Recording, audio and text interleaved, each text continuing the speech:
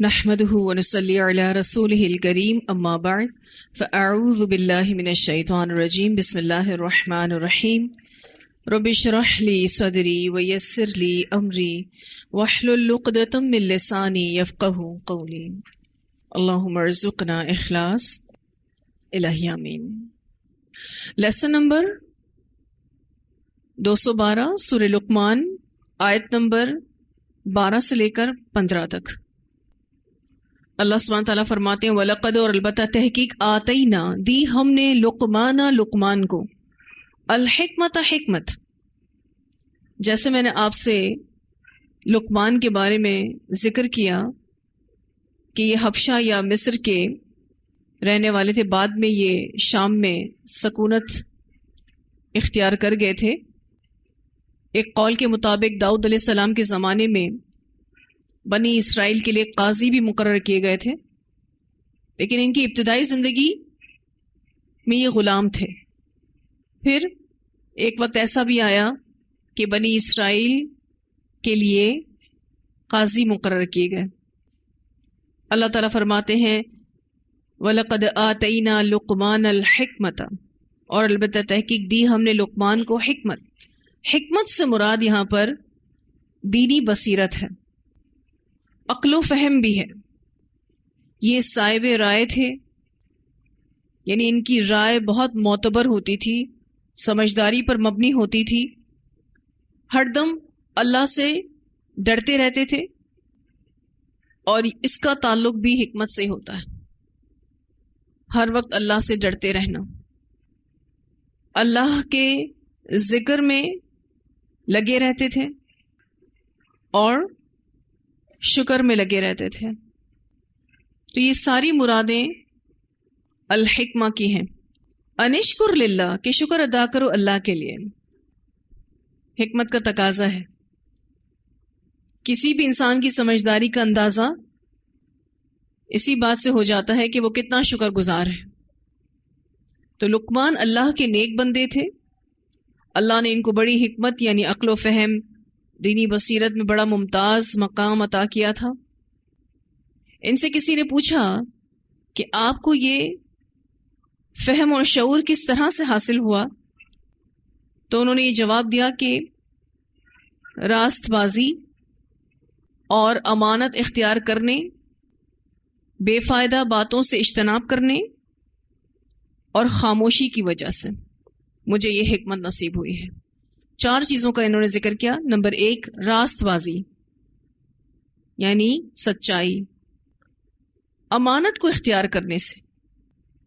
تیسری چیز بے فائدہ باتوں سے اجتناب، جو بات فائدے کی نہیں اس سے پرہیز کرتے تھے۔ اور چوتھی وجہ انہوں نے بتائی خاموشی۔ ان کی حکمت اور دانش پر ایک واقعہ بھی آتا ہے جو بڑا مشہور ہے کہ یہ غلام تھے۔ جیسے میں نے آپ سے ذکر کیا کہ ان کی زندگی کے ابتدائی سال غلامی میں گزرے۔ یہ غلام تھے، ان کے آقا نے ان سے کہا کہ بکری کو ذبح کر کے اس کا سب سے بہترین حصہ لے آؤ، تو وہ زبان اور دل لے آئے۔ ایک دوسرے موقع پر یہی بات ان کے آقا نے کہی، لیکن اس دفعہ کہا کہ جو بدترین حصے ہیں وہ لانا، تو بھی وہ زبان اور دل ہی لائے۔ پوچھنے پر انہوں نے بتایا کہ زبان اور دل اگر صحیح ہے تو یہ سب سے بہتر ہیں، اور اگر یہ بگڑ جائیں تو یہ سب سے برے ہیں۔ ابن کثیر میں ان کا یہ واقعہ آتا ہے۔ تو اللہ تعالیٰ نے ان کو بڑی حکمت عطا کر رکھی تھی، جس کی بنا پر یہ بہت شکر گزار تھے۔ انشکر للہ، یہ کہہ کر اللہ تعالیٰ نے واضح بھی کر دیا کہ یہ اتنے سمجھدار تھے، اتنے حکیم تھے، اسی وجہ سے بہت زیادہ اللہ کے شکر گزار تھے۔ حکمت کا لفظ ویسے بہت جامع ہے، اس کی کئی تفسیر مفسر کرتے ہیں، جیسے کہ امام رازی رحمہ اللہ فرماتے ہیں کہ علم کے مطابق عمل کرنے کی توفیق کو حکمت کہتے ہیں۔ علم کے مطابق عمل کرنے کی توفیق کو حکمت کہتے ہیں۔ ابن عباس رضی اللہ تعالی عنہما کہتے ہیں کہ عقل اور فہم و فراست یعنی بات کو سمجھنے کی جو صلاحیت ہے وہ حکمت ہے۔ یہ ابن عباس کا کہنا ہے کہ عقل اور فہم و فراست، حکمت ہے، بات کو سمجھنے کا ہنر، بات کو سمجھنے کی صلاحیت۔ قرآن پاک میں اس کو خیرن کثیرہ بھی کہا گیا ہے۔ اللہ تعالیٰ فرماتے ہیں کہ جس کو اللہ سبحانہ تعالیٰ نے حکمت دے دی، اس کو اللہ تعالیٰ نے خیر کثیر عطا کر دی۔ اور حکمت کا تقاضا سب سے بڑھ کر جو یہاں آ رہا ہے، انشکر للہ، کہ شکر ادا کرو اللہ کے لیے۔ پھر اللہ سبحانہ تعالیٰ فرماتے وَمَن یشکر، اور جو کوئی شکر ادا کرے گا فَإِنَّمَا یشکر لنفسی، تو بے شک شکر ادا کرے گا اپنے ہی نفس کے لیے۔ وَمَن کفر، اور جس نے ناشکری کی، فَإِنَّ اللَّهَ، تو بے شک اللہ تعالیٰ، غنی حمید، بے نیاز ہے، تعریف والا ہے۔ جو شکر ادا کرے گا اس کا فائدہ اسی کو ہی ملے گا۔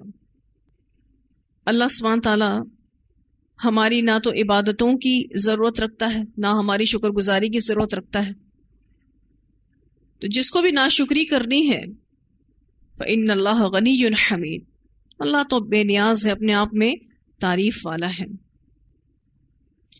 شکر گزاری یہ ہے کہ جو پایا ہے اس کا تذکرہ زیادہ ہو، اور جو کھویا ہے یا نہیں ہے اس کا تذکرہ نہ ہو۔ اب ہم سب اپنی شکر گزاری کو چیک کر لیں کہ جو اللہ سبحانہ تعالیٰ کی طرف سے ہمیں ملا ہوا ہے، ہماری زبان پر اس کا تذکرہ زیادہ ہے، یا جو ہم کھو چکے ہیں یا جو ہمیں اللہ تعالیٰ نے نہیں دیا اس کا تذکرہ زیادہ ہے۔ جو دوسروں کو دیکھتے رہتے ہیں کہ اس کے پاس تو یہ ہے اور اس کے پاس تو وہ ہے، وہ نمبر ایک اپنی صلاحیتوں کو زنگ لگا دیتے ہیں، دوسرا جلتے کڑتے رہتے ہیں، ذہنی سکون نہیں ہوتا، اور جو موجودہ نعمت ہے اس کو ضائع کر بیٹھتے ہیں۔ جو نعمتیں اتنی ساری بے شمار ہیں وہ سب سے نگاہ ہٹ جاتی ہیں۔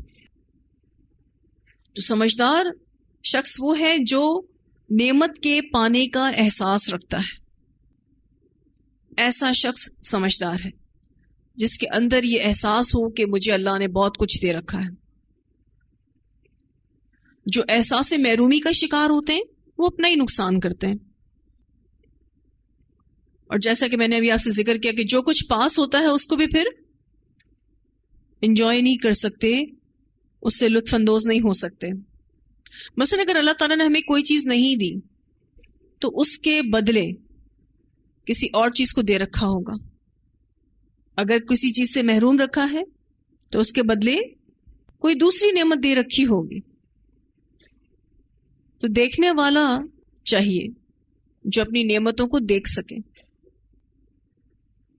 شکر گزاری کے بارے میں عربی میں ایک قول آتا ہے جس کا ترجمہ یہ ہے کہ شکر وہ ہے کہ جو ہے اس کو قید کر لیا جائے۔ شکر وہ ہے کہ جو آپ کے پاس ہے اس کو قید کر لیا جائے۔ اس کو اگر ہم دوسرے الفاظوں میں کہیں تو نعمتوں کی بقا شکر کے ساتھ ہے۔ جو نہیں ہے اس کا شکار کرنا ہے۔ شکر جب کریں گے تو جو نہیں ہے اللہ وہ بھی عطا کرے گا انشاءاللہ۔ اور شکر اللہ کے تقرب کا ذریعہ ہے۔ جب آپ شکر ادا کرتے ہیں تو اللہ خوش ہوتے ہیں، اپنے قریب کر لیتے ہیں۔ اور شکر سے آخرت کا بڑا ثواب تیار ہوتا ہے۔ تو بڑا اچھا یہ قول ہے شکر کے بارے میں کہ جو آپ کے پاس ہے اس کو قید کرنا، جو نہیں ہے اس کا شکار کرنا، اللہ کے تقرب کا ذریعہ اور آخرت میں بڑے ثواب کا ذریعہ ہے۔ اب یہاں ایک اور ہوم ورک لکھ لیں اپنے پاس، وہ یہ کہ آپ کوئی ایسی 5 نعمتیں ڈھونڈیں جس کا آپ نے بہت شکر ادا کیا ہو، اتنا کہ آپ کہیں ہاں میں نے اس کا تو بڑا شکر ادا کیا ہے۔ آپ ذرا ڈھونڈ کے آئیں۔ اس بات کا اگر احساس نہ ہونا تو بتائیے گا کہ ہم کتنا کم شکر ادا کرتے ہیں۔ جب آپ غور کرنے لگیں گے نا تو آپ کو اس بات کا احساس ہوگا کہ اللہ تعالیٰ کی اتنی بہترین نعمت کا میں نے کتنا کم شکر ادا کیا ہے۔ اور جو بارہا قرآن پاک میں ہم پڑھ بھی چکے، قلیلا ما تشکرون، کتنا کم تم شکر ادا کرتے ہو. جتنا شکر ادا کرنا چاہیے اتنا شکر ادا ہم نہیں کرتے. تو جس کو یہ راز پتہ چل جائے کہ شکر ادا کرنے سے نعمتوں کی بقا ہے، نعمتیں آپ سے جائیں گی نہیں، تو وہ پھر خوب خوب اللہ کا شکر ادا کرتا ہے. اس کے لیے دعا بھی کرنی چاہیے کہ اللہ تو ہمیں شکر ادا کرنے والی زبان اور دل عطا کر، کہ ہم تیرا صحیح معنوں میں دل کے ساتھ شکر ادا کرنے والے ہوں. اور لقمان کی حکمت ان کی شکر گزاری سے ثابت ہو رہی ہے. قرآن پاک اس کی گواہی دے رہا ہے کہ یہ اتنے حکیم تھے، اتنے حکمت والے تھے کہ اللہ تعالیٰ کا شکر ادا کرتے رہتے تھے ہر وقت.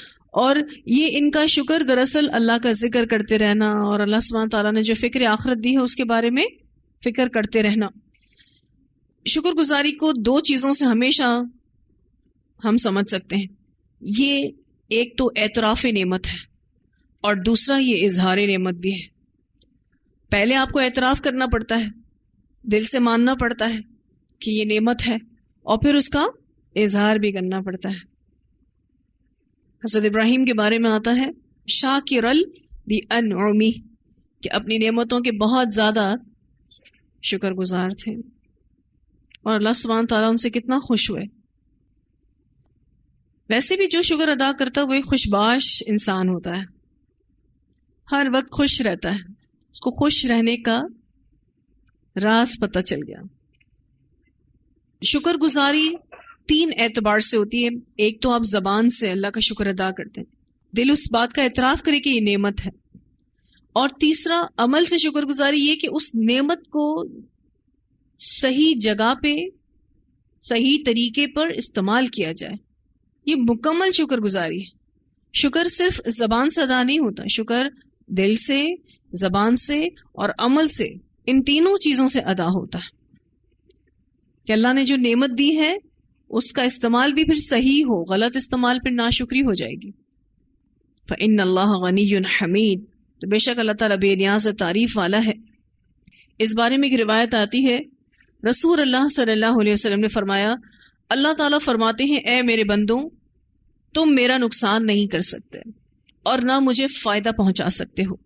اگر تمہارے اگلے اور پچھلے اور تمہارے آدمی اور جن سب ایسے ہو جائیں جیسے تم میں بڑا پرہیزگار شخص ہو تو اس سے میری سلطنت میں کچھ اضافہ نہیں ہوگا. اور اگر تمہارے اگلے اور پچھلے اور تمہارے آدمی اور جن سب ایسے ہو جائیں جیسے تم میں سب سے بڑا بدکار شخص ہو تو اس سے میری سلطنت کو کچھ نقصان نہیں ہوگا. اسے مسلم نے روایت کیا ہے. تو اللہ تو بے نیاز ہے، اپنے آپ میں تعریف والا ہے، اس کو کوئی نقصان نہیں پہنچتا ہماری ناشکریوں سے. ناشکری کا نقصان خود ہمیں ہی ہوتا ہے اور شکر گزاری کا فائدہ بھی ہمیں ہی ہوتا ہے. وَإِذْ، اور جب، قَالَ، کہا، لقمان نے، لِبْنِهِ، اپنے بیٹے سے، وَهُوَ، حالانکہ وہ، يَعِظُهُ، نصیحت کر رہا تھا اس کو. يَعِظُهُ کا جو لفظ ہے وہ واز سے نکلا ہے، ایسی بات جو دل پر اثر انداز ہو. اب یہ لقمان جو تھے اپنے بیٹے کو واز و نصیحت کر رہے ہیں. یہاں رہ کر ہم سب کو سوچنے کی ضرورت ہے کہ جب ہم اپنے بچوں سے بات کرتے ہیں تو کیا ہماری بات ان کے دل پر اسی طرح سے اثر انداز ہوتی ہے؟ کیا وہ ہماری کی جانے والی نصیحتوں کو دل سے قبول کرتے ہیں یا پھر کانوں سے لگ کر پلٹ جاتی ہے؟ یہ انداز بھی ہمیں سیکھنا ہے جو لقمان نے اپنے بیٹے کے ساتھ اپنایا. کیونکہ عمومی طور پر پیرنٹس یہ شکایت کرتے ہیں، ماں باپ یہ شکایت کرتے ہیں کہ بچے ہماری سنتے نہیں ہیں. اگر ہم اپنے بچوں کو پیار سے بلاتے ہیں اور پیار سے بیٹھ کر ان کو سمجھاتے ہیں تو بچے ضرور سنتے ہیں اور سمجھتے ہیں. کچھ پیرنٹس یہ سوچتے ہیں کہ اگر ہم نے بچوں سے پیار کے ساتھ بات کی تو یہ اور بگڑ جائیں گے. کیا واقعی ایسا ہے؟ پیار بگاڑتا ہے؟ لاڈ بگاڑے گا، پیار کبھی نہیں بگاڑے گا. پیار یہ ہے کہ آپ سامنے والے شخص کی عزت نفس کو ملوث خاطر رکھتے ہوئے اچھے وے میں بات کریں، کیونکہ بچہ بھی اپنی عزت نفس رکھتا ہے، لیکن لاڈ ضرور بگاڑتا ہے۔ لاڈ یہ ہے کہ آپ اس کے منہ سے نکلی ہوئی ہر چیز کو پورا کریں، تو آپ نے خود اپنے بچے کے ساتھ دشمنی کی۔ لیکن جب پیار کے ساتھ، محبت کے ساتھ، طریقے کے ساتھ ہم بچے کو سمجھاتے ہیں تو بچہ سنتا ہے۔ ہمارا تو بات کرنے کا انداز شروعات میں اتنا سخت ہوتا ہے کہ بچے نے کہاں سے اس کو اپنے اندر لینا ہے۔ اس لیے اس طریقہ کار کو ہم سب نے اپنانا ہے، اس امید کے ساتھ کہ قرآن پاک میں آیا ہے واعظ اور نصیحت سخت انداز میں ہوتی ہی نہیں ہے، کیونکہ اس کی جو ڈیفینیشن ہے وہ یہ ہے کہ ایسا طریقہ کار، ایسا انداز جو دل پر اثر کر جائے۔ محبت سے کی جانے والی بات ہی دل پر اثر کرتی ہے۔ اب دیکھیں، یہ اپنے بیٹے کو بلا رہے ہیں یا بنیا، اے میرے پیارے بیٹے۔ یہ اسم تصغیر ہے، اسم تصغیر کہتے ہیں پیار سے بلانا۔ اے میرے پیارے بیٹے، لا تشرک، نہ تو شریک ٹھہرا باللہ، اللہ کے ساتھ۔ لقمان نے اپنے بیٹے کو جو پہلی نصیحت کی وہ یہ کہ شرک نہیں کرنا اللہ کے ساتھ، کیونکہ شرک کی اصل روح ناشکری ہے۔ اس دنیا کا سب سے بڑا گناہ، اس دنیا کی سب سے بڑی ناشکری شرک ہے۔ تو سب سے بڑا سچ اور سب سے بڑی شکر گزاری توحید ہے۔ جب سب سے بڑا گناہ اور سب سے بڑی ناشکری شرک ہے تو سب سے بڑی شکر گزاری توحید پر ہونا ہے۔ پھر کہتے ہیں ان الشرک، بے شک شرک، لظلم عظیم، البتہ ظلم ہے بڑا۔ اب یہاں پر لقمان کی حکمت دیکھنے لائق ہے کہ انہوں نے جہاں اپنے بچے کو یہ بتایا کہ یہ نہیں کرنا، تو ساتھ میں یہ بھی بتایا کہ کیوں نہیں کرنا، ریزن بھی دیا، وجہ بھی بتائی کہ یہ شرک اس لیے نہیں کرنا کہ یہ بہت بڑا ظلم ہے۔ ہم بچوں کو ڈکٹیشن دیتے ہیں کہ یہ نہیں کرو گے، یہ نہیں کرو گے، پر ہم اس کو یہ نہیں بتاتے کہ اس کے کیا نقصان ہو سکتے ہیں۔ اس کے لیے آپ کو ٹائم دینا پڑتا ہے، بچوں سے ڈائلاگس کرنے پڑتے ہیں۔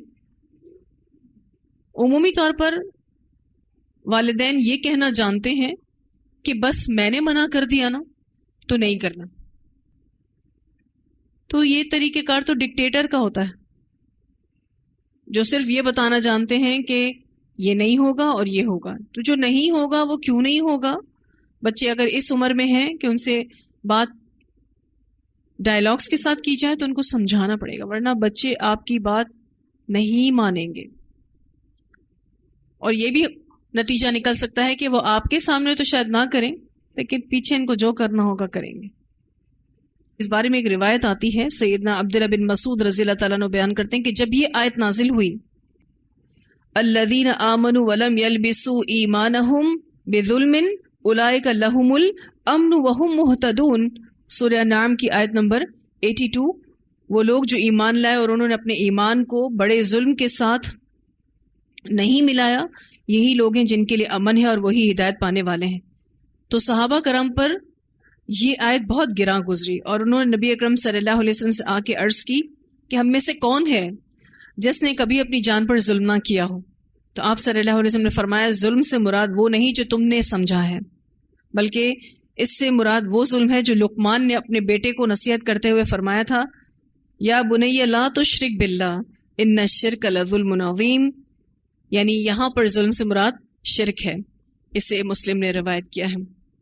شرک کہتے ہیں اللہ کے ساتھ غیر اللہ کو برابر کرنا۔ اللہ کی ربوبیت میں شرک ہوتا ہے، اس کے رب ہونے میں شرک ہوتا ہے، اس کی الوہیت میں شرک ہوتا ہے، یعنی عبادت کسی اور کی کرنا۔ اللہ الہ ہے اور اللہ کے سوا عبادت کے لائق کوئی نہیں ہے، لیکن اس کی عبادت میں کسی اور کو شامل کرنا یا کسی اور کی عبادت کرنا، اس طرح کا شرک کرتے ہیں۔ اسی طرح سے اسماء و صفات میں بھی شرک ہوتا ہے۔ اللہ تعالیٰ کے جو اسماء و صفات ہیں، کوئی یہ سوچے کہ اللہ جیسی صفات کوئی اور بھی رکھتا ہے۔ شرک تو مختلف قسم کے ہیں، جو بھی شرک ہے وہ بہت ہی عظیم ظلم ہے، بہت ہی عظیم ظلم۔ تو یہیں تک آیات سنتے ہیں۔ وَلَقَدْ آتَيْنَا لُقْمَانَ الْحِكْمَةَ أَنِ اشْكُرْ لِلَّهِ وَمَنْ يَشْكُرْ فَإِنَّمَا يَشْكُرُ لِنَفْسِهِ وَمَنْ يَشْكُرْ فَإِنَّمَا يَشْكُرُ لِنَفْسِهِ وَمَنْ كَفَرَ فَإِنَّ اللَّهَ غَنِيٌّ حَمِيدٌ وَإِذْ قَالَ لُقْمَانُ لِابْنِهِ وَهُوَ يَعِظُهُ يَا بُنَيَّ لَا تُشْرِكْ بِاللَّهِ يَا بُنَيَّ لَا تُشْرِكْ بِاللَّهِ إِنَّ الشِّرْكَ لَظُلْمٌ عَظِيمٌ